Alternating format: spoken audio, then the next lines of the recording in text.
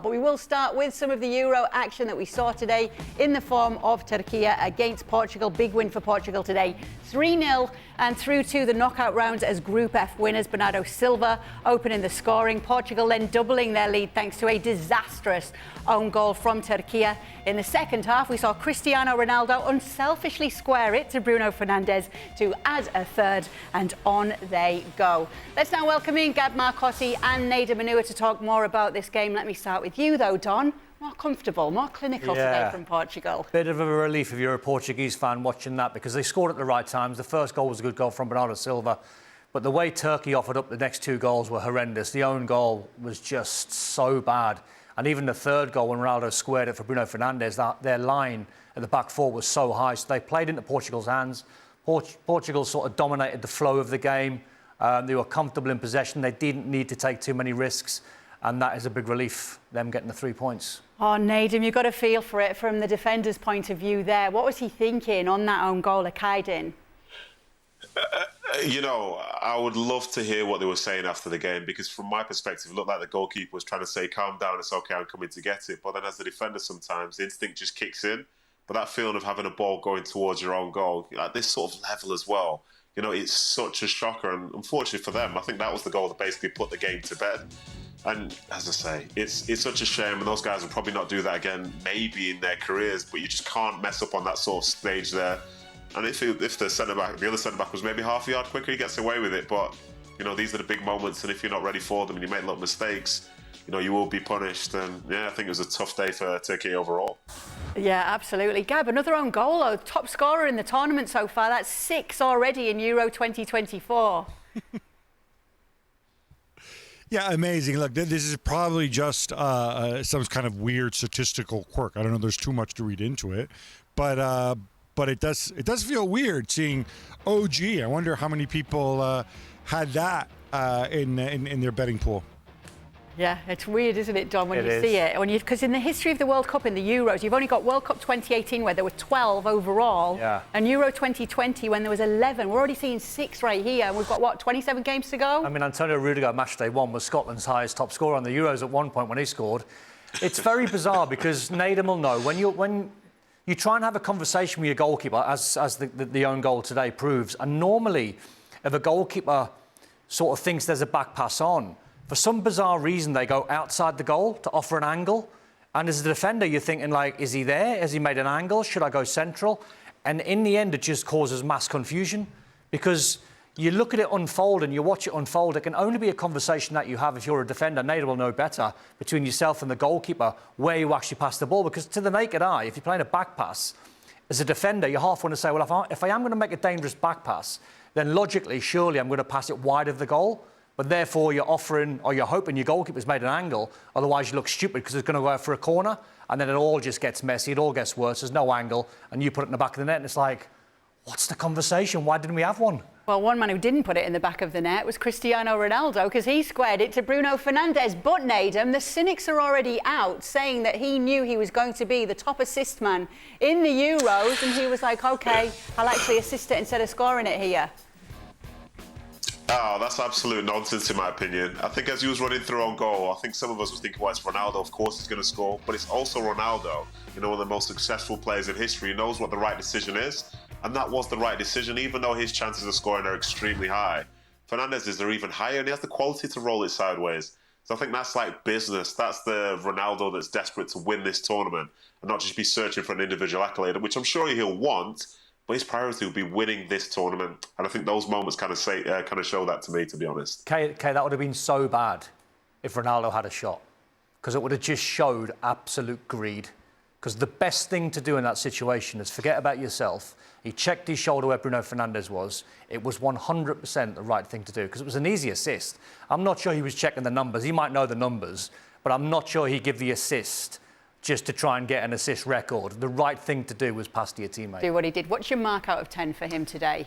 I think it was a strong 7. I think he was quiet in the first game, but I think there's more to come from him. I think it's 39. You've got to try and, when you're managing Ronaldo now, you've got to ask him, even though he's sort of stats graphic there, or painting a picture where he's all over the place, and he was, because his touch is very good.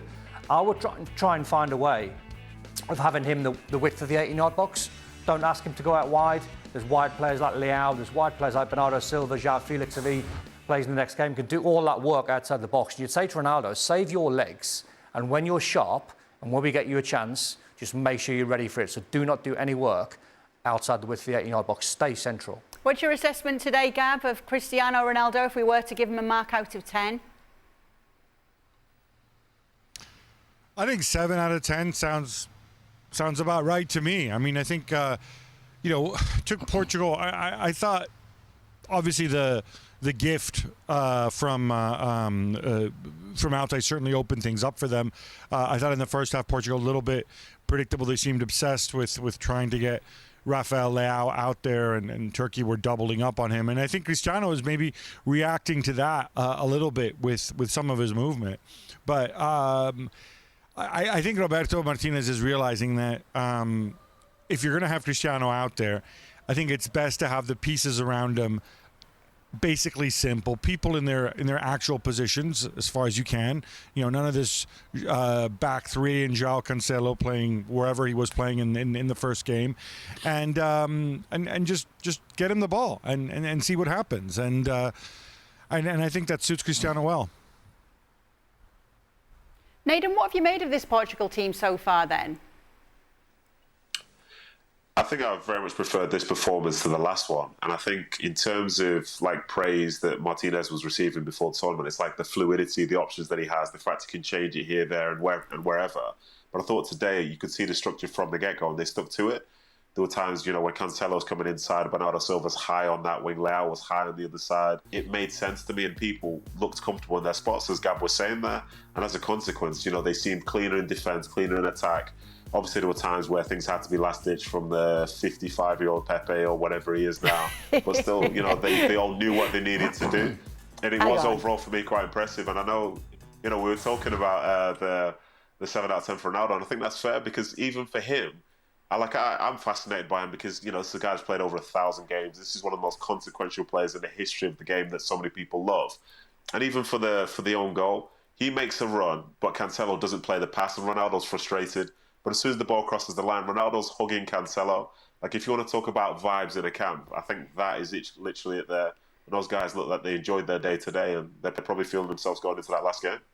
Nedum, don't be dissing Pepe and calling him 65. 41, just because you didn't make it there. He was doing so much today. He came off to a standing ovation.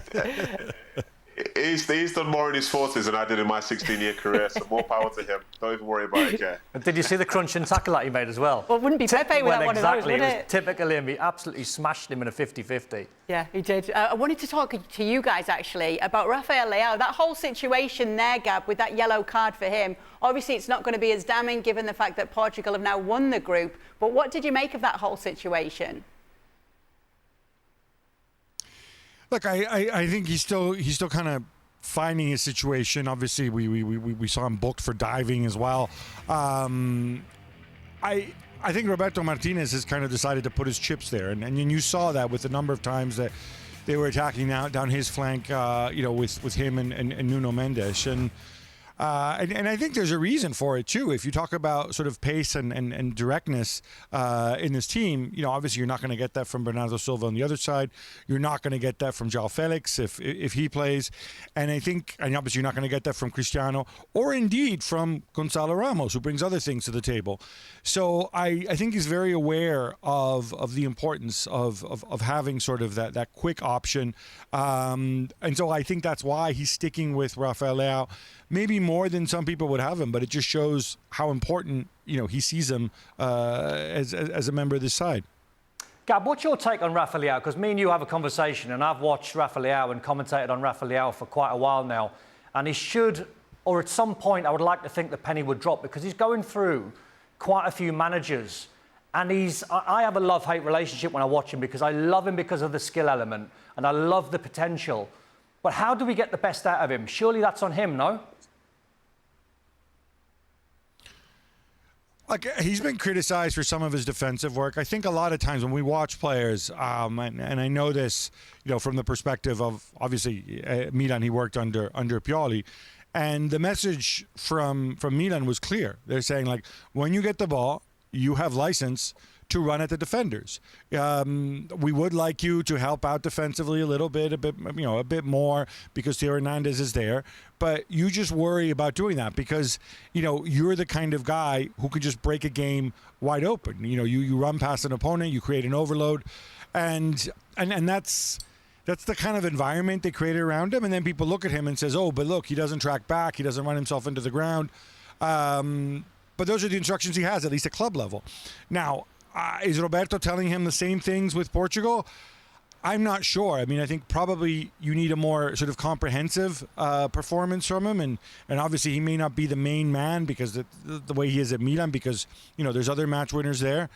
But I would like to think that, he's aware of what he can do, and he's aware that this is a low-scoring game, and it only takes him 1 second, or even just the implied threat of Rafael Leao, running in behind creates so many problems. I mean, you saw that with Turkey time and again. Zeki Çelik was over on his side. The number of times he sent people over to double him up, which obviously then creates more space in the middle for people to run into. So I don't know. My message to Leao would be just keep on keeping on. Yeah, because you watch him, and this tournament's proven that. It's been a great tournament so far. There's young players to watch. You talk about Pepe and Ronaldo, the experience, but it's providing entertainment out wide. We talked about Yamal. We talked about Nico Williams, Ousmane Dembele frustrating.